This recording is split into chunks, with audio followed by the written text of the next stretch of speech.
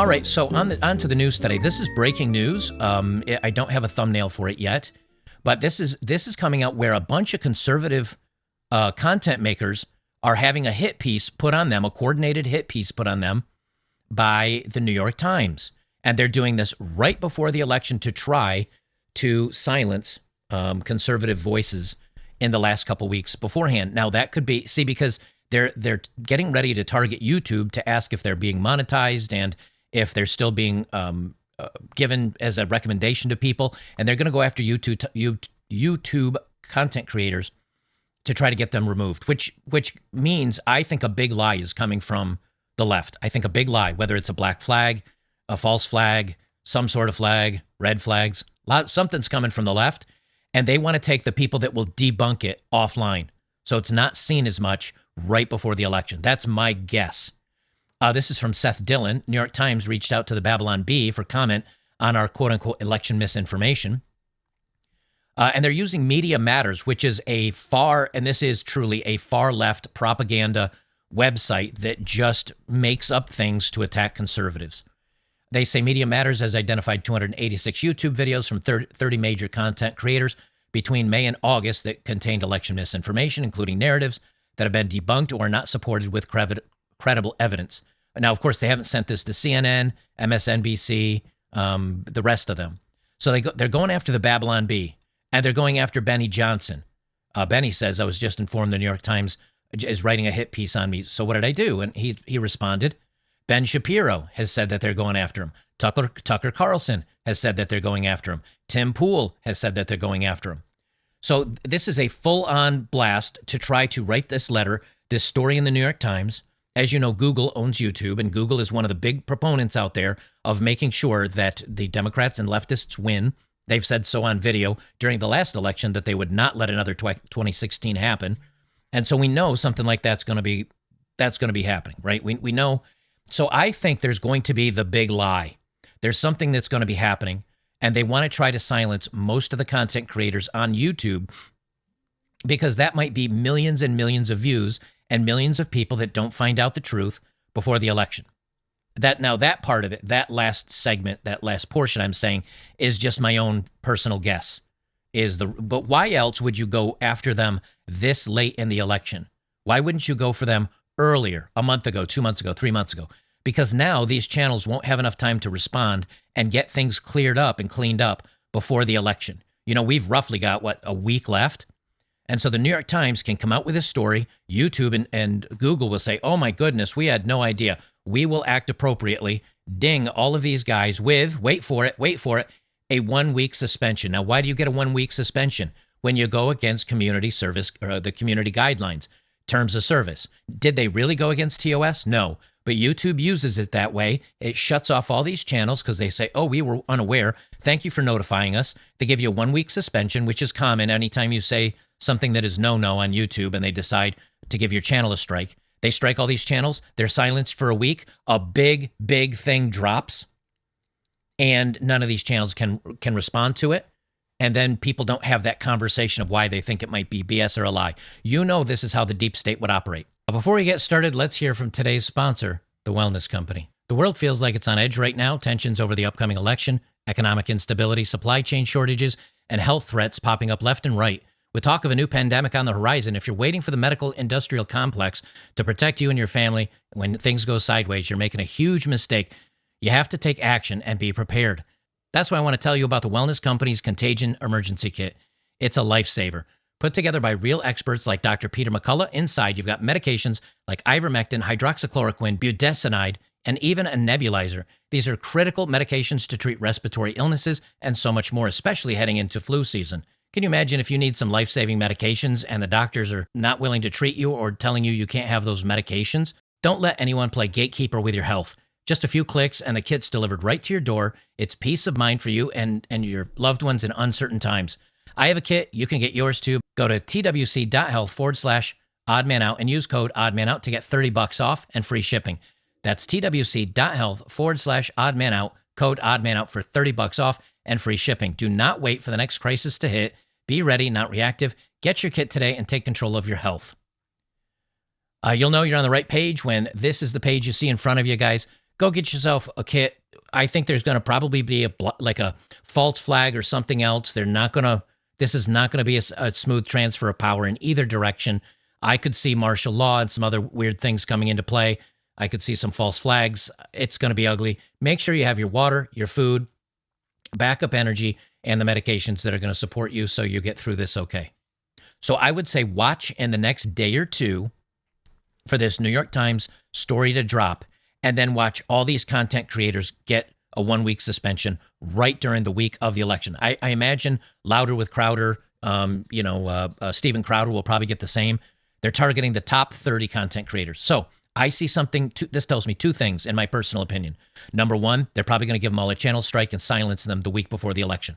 Number two, a big, big story that is a lie that needs to be debunked will break, and these YouTubers will not be able to put out video content about it because I don't think all of them are just on YouTube, but a lot of them probably are, and they won't be able to refute this, and it will hit them right at the timing when it would be most important to counteract some deep state lefty lies. That's my guess.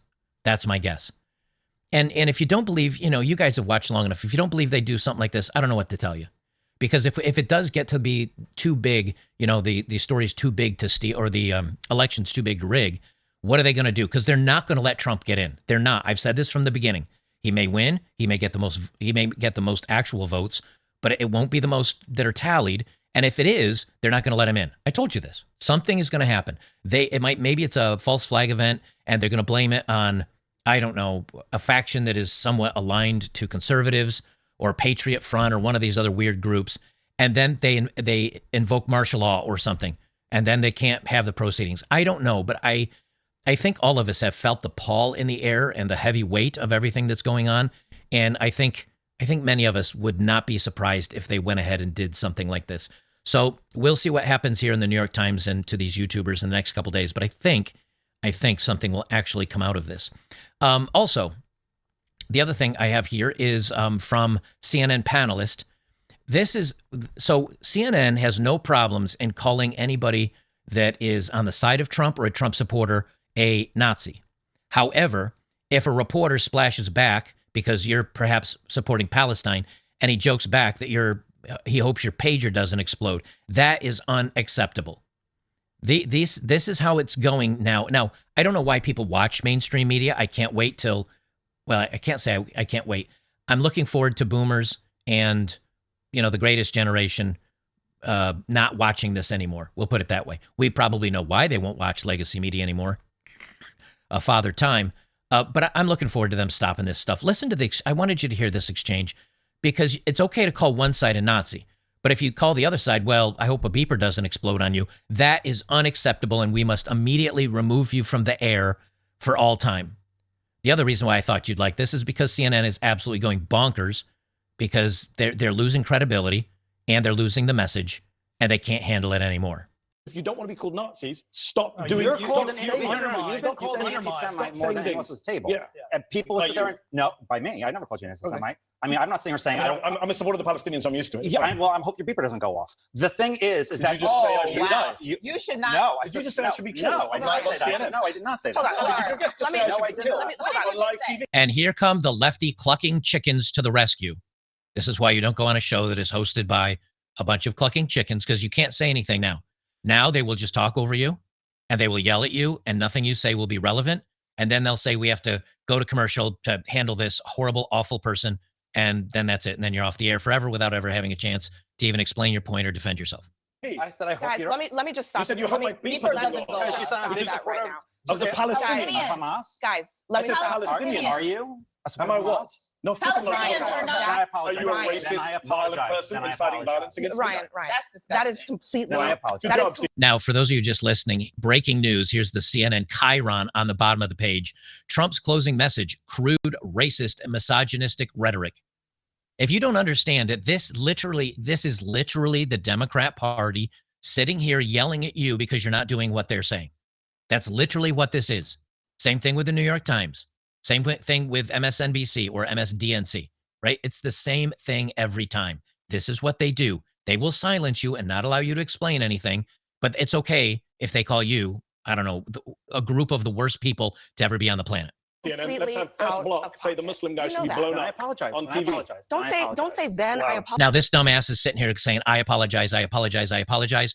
And of course, once you apologize, you've admitted that you're wrong to the weirdos, and now you're done. You literally. I thought you said accused Hamas. him- I You didn't think I said Hamas. I said I supported Palestinian Yes, I rights. did. Why? Because when you hear What's funny is Palestinian, Rudy you hear Hamas. Giuliani said this No, yesterday, because- so you're a great guest to Listen. be here All to right, defend I Rudy told Giuliani. myself Give me I one- wasn't going to give me- entertain give me one nonsense second. today, and so at this This point, is what we're in I now. can't This do is America in Here's what 2024. I will say. Forget the Here's what I- racism. That's It's right. I should That's die. right. I didn't That's- say that- that. You should said, die. what does beeper mean? Don't give me your I fake did not say ignorance. you should Guys, die. Why did you say guys, with my give me- beeper give me though? a- What did you mean? What did you mean by the beeper? So what I did said- you mean? All right, you guys get it. I'm not going to go down through the rest of it. But it's okay to say that you are literally aligned with Hitler on one side, and then the other side makes a joke of, well, since you support the other side so much, let's hope your beeper doesn't go off. But that's the over the top. Again, while a Chiron calls the people that the person that probably 50 to 55% of the people are voting for, he calls them rude, racist, or crude, racist, and misogynistic. See, always one way, always one way. Well, CNN published a statement. There's zero room for racism or bigotry at CNN on our air. We aim to foster thoughtful conversations. Oh, do you? Do you? Is calling half of Americans Nazis, is that thoughtful conversation, CNN? And debate? We didn't get any debate there. You clucking chickens just yelled over everybody, so we couldn't hear what any of the other two were saying. But this is serious discussions we're having on CNN. Including between people who profoundly disagree with each other in order to explore more important issues like calling you Nazis and promote mutual understanding like calling you Nazis.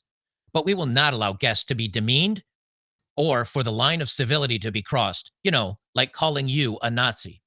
Ryan Gerdusky will not be welcome back. Now, what about Mehdi Hassan? Nope, just Ryan for his joke about the pagers. But Mehdi Hassan calling you Nazis and racist, that is perfectly fine to CNN. He is welcome back. And then, of course, we get the struggle session video or from the host, the clucking chicken here, that has to say that Mehdi Hassan did nothing wrong. He's welcome back, just not the other guy. Hey, I'm sure everyone has seen what happened on the show tonight. I just wanted to address one quick thing. As you may have seen, Ryan was asked to leave the show, and we have put out a statement saying that he's not welcome back on our air. There is a line here on this program, and it was crossed. But yeah, and again, not the calling Republicans, conservatives, or anybody that is not in on the leftism, not calling them a Nazi or a racist. That's fine. That's fine. That wasn't the line. The line was joking that a Palestinian supporter who called him a Nazi. Let's hope his pager doesn't explode. Okay. I want to be clear as well that we did not ask Mehdi to not come back. In fact, we really wanted him to come back and finish the show. We had a lot to talk to him about. And we really hope that he'll join us again soon. But for those of you who are wondering why he did not come back, I just want to be super clear that that was not in any way because we didn't want him back. So it wasn't us, everybody. It wasn't us that didn't ask him back. He's welcome back. To call you, well, I've already said it a dozen times. You get it. You get it. So they're ramping up the attacks. And this is why, if they're going this bananas, because Trump's ahead in the polls a point or two, what'll they do if he wins? What do they actually do? They're not going to just, we'll get him next time, guys. You know that's not going to happen. We both know that's not going to happen. That's why I firmly believe with them trying to silence these other conservative channels right before they'll give them a strike. I mean, I'm a YouTuber. I've gotten a strike before. It lasts for a week. You can't post. You can't stream. You can't upload videos. You're effectively just removed and invisible. I think that's what's going to happen. And then I think something's going to happen. I think there's going to be something that needs to be debunked, something that's serious. And, the 30 top content creators are going to be removed. I think this expedites people's leaving of YouTube. I think this expedites people embracing Rumble, people embracing places like Locals, people embracing Twitter more. I think because of their inability to control their own anger and their demand to control the message, I don't think it's going to be a mass exodus or anything like that. But, they removed Dan Bongino from YouTube, and now he gets millions of views over on Rumble. He's breaking records for having live streams with 3, 4, 5, 600,000 people watching at the same time. That crushes anything on YouTube. I think this is just another furthering of the separation of the peoples that be. I just do not think this is going to be peaceful, guys. I don't think it's going to be peaceful. Something has to happen. It must happen. If they're openly allowing half of us to be called the worst names in the country, the worst names in the world, and assigning us to the worst human beings in history, and then you give them a little bit of pushback, and you're the person removed off the airwaves, and they're going after 30 of the biggest content creators, I just don't see this. I don't see this going peacefully. I really don't. I really don't. Here's another example. Now, I don't have a headline for this one. This is not its own segment. But YouTube censored Joe Rogan's Donald Trump interview. And I heard this going kind of viral on Twitter last night. I looked into it, and it happened to me. I didn't record it because it was about 2 o'clock in the morning when this story kind of broke, or when I found it.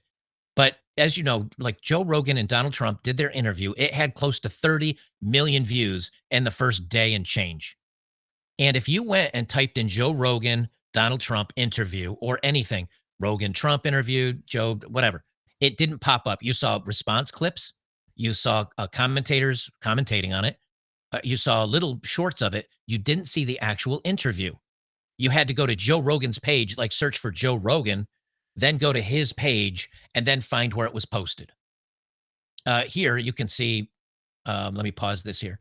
This Nico Rex, over 34 million views and yet nowhere to be found, just clips and reactions. I'm going to bring this up full screen so you can see it a little bit better. But you can see right here, he types in Joe Rogan experience Trump, Joe Rogan podcast, some other things. And he types in Joe Rogan and Donald Trump, or Trump, an interview, and it's just clips and response videos. It's nothing here. All these are from like JRE Clips, which is Joe Rogan's clip show. And here you have the Young Turks responding to it and all this other stuff.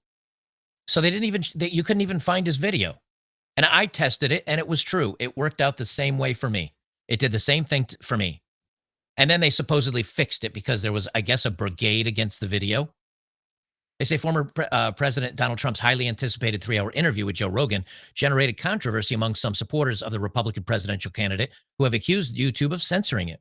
The latest episode of the Joe Rogan Experience podcast was published on Friday and has already racked up 33 million views. It has quickly become one of the most viewed podcast appearances of the 2024 election cycle for either Trump or Vice President Kamala Harris. When the video was initially uploaded to YouTube, it was unlisted, meaning it could only be accessed through the direct link and wouldn't appear in search results on the uploader's page. That's normal, by the way. When I upload a video, it automatically goes up as unlisted, and then I just have to go in and manually select it to be. And sometimes I do that, like if I'm uploading 2 or 3 videos at once, I don't want them to all drop at the same point in time. So you put up 2 as unlisted, and then later on you can just turn it public, and then people can see it. So that's not the oddity they're talking about. Rogan took to X, formerly Twitter, on Friday to clarify it was unlisted due to a technical issue with Spotify. He said there's no issue with YouTube censoring the Trump episode. But what he was talking about is, again, it wasn't set to go live yet. It had to go live on Spotify and YouTube at the same time. And so there was a glitch in Spotify's upload system. And so they delisted the YouTube link until it was fixed. And now they popped it both up. But the problem was, again, it was up for a long time. I watched it. I streamed it. If you guys remember, I streamed it. So I don't know. I don't know if it was really like deranked or if Joe Rogan just put it back to unlisted again. But it's been up the whole time. That's what I don't understand. And then they say that there have been further issues in the interview not appearing when searched for on YouTube, with users complaining they had to manually go to the podcast channel's page to fix it. Rogan acknowledged the issue and responded by sharing the entire video on a post on X. In a statement issued to Variety on Monday, YouTube said that it had worked to resolve the issue and that search results should soon start reflecting the fix. Why did they need to fix it? Why did it break? Why? It doesn't, I mean, my videos just can't be found. Well, I mean, my whole page is, but not just my videos. So why? Why? It's always an accident. Oh, it's such an accident. Oopsie. I know it only happens to conservatives or people that don't support the machine. I know it only happens to people that aren't part of the message. I know it only happens to people we disagree with. Why is that? Why is it always an accident that doesn't go that way? because Rogan came out and he says, who's shocked? Since there's an issue with searching for this episode on YouTube, here's the full podcast with Trump, and he uploaded it to X. And an hour before that, he'd say, yeah, there's an issue with people searching for this episode. But even his own response, hey, who's shocked? Who's shocked about this? Nobody's shocked. Nobody's shocked. Dumb people will still fall in line, but the rest of us knows what's up. And that's, again, it's not enough to say this is its own story. But the point is, if you don't see the overwhelming trend to silence people that are not on board with the government's message and Big Pharma's message and the LGHD TV's message and the leftist message and the war is good and we need to be involved in all these conflicts message and the rest of it, if you don't see that there is a media blitz to make you feel a certain way, I don't know what to tell you. If you think you're on the right side of history for being with the people that want to take away the First Amendment and the Second Amendment and silence their critics and throw people in jail and use the Department of Justice to go after people, the ones that are arresting people that are protesting outside of a baby deletion place and giving them 2 or 3 or 5 or 7 years in jail, the ones that are praying silently in their head over in the UK. If you do not see that this is a mass attack on half the populace and your best decision is I'm with the machine, I don't know what to tell you. Now, maybe you're smart. Maybe you're the smart one that says, I'll just pretend to be on the side of the machine. And then when everything hits the fan, I won't get caught. But I got news for you. They'll come for you eventually, number one. And number two, you're the reason why this problem exists. We've got 10% of crazy people in the world that are controlling 80% of the media and 80% of the government and 80% of the pharmacies and 80% of the LGHTV because weak men are too weak to stand up and be strong about it. You know, the line in the sand, I said earlier, we're going to watch this line in the sand.